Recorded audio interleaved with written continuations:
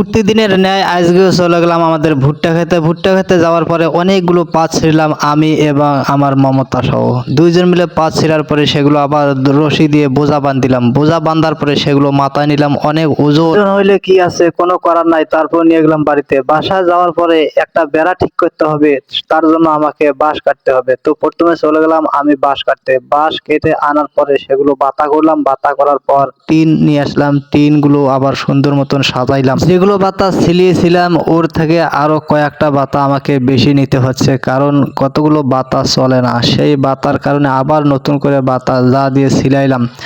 সেই বাতাগুলো ছিলার পরে আমার আবার চারি ডাঙ্গার কাজে যাইতে হবে। তো আসলে একাই একটা মানুষ, কি যে করি কোনো দিশা পাই না। তারপরও নিজের কাজ নিজে না করলে কাজগুলো আটকে থাকে। তারপরও চেষ্টা করলাম, সারাদিনের ভিতরে যা যা করলাম অনেকগুলোই কাজ করেছি মোটামুটি, আলহামদুলিল্লাহ। এরপর আবার চলে গেলাম ভুট্টা খেতে। সেখানে যাওয়ার পর আবার কিছু পাত নিয়ে আসলাম। আনার পরে সেগুলোকে গরুকে দেওয়ার পরে আবার সেই চাটির বেড়াটা আবার ঠিক করতে ধরলাম। যারা গ্রামে আমরা এই সমস্ত কাজগুলো করি, নিজের বাড়ির বেড়াগুলো নিজেই ঠিক করি, তারা জানি আমাদের কিন্তু অনেক পরিশ্রম করতে হয়। আর নিজের কাজগুলো নিজে করাই উত্তম, কারণ একটা যদি মানুষ নিতে যাই তখন কিন্তু আমাকে অনেক টাকা খরচ করতে হবে।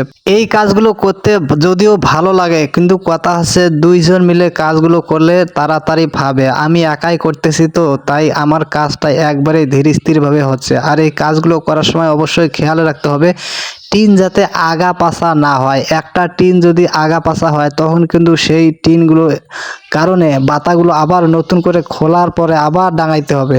তাই একটু ভেবে চিন্তে সুন্দর মতো টিনগুলো বিছাবেন এবং বেড়াটা কোন দিকে লাগবেন সেটা একটু ভাবার পরে তারপরে বেড়াগুলো ডাঙ্গাবেন। যদি আপনার বেড়া ডাঙ্গা উল্টা হয়ে যায় তখন কিন্তু আপনি হিমশিম খাবেন কোন দিকে লাগান।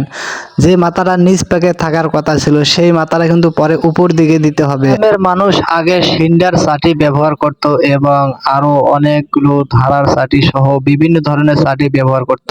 এখন ডিজিটাল যুগ এসেছে, সবার ঘরে ঘরে কম বেশি টাকা পয়সা হয়েছে, অনেকে বিল্ডিং বাড়ি করতেছে। তো যাই হয় হোক, আমাদের তো আর অত টাকা নাই যে আমরা বিল্ডিং বাড়ি করব।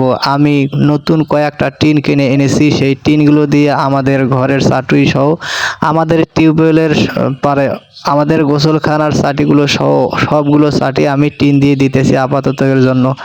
যদি হাতে টাকা পয়সা হয় তখন দেখা যাবে পাকা বাড়ি করার জন্য চেষ্টা করব। কিন্তু আজকের মতে আমি যে চাটিগুলো বা বেড়াগুলো ডাঙ্গাইলাম আমার অনেক সময় লেগেছে এবং আমার অনেক পরিশ্রম হয়েছে। তাতে আবার প্রচণ্ড রোদ এবং আমার গা দিয়ে সবসময় ঘাম ঝরতেছে।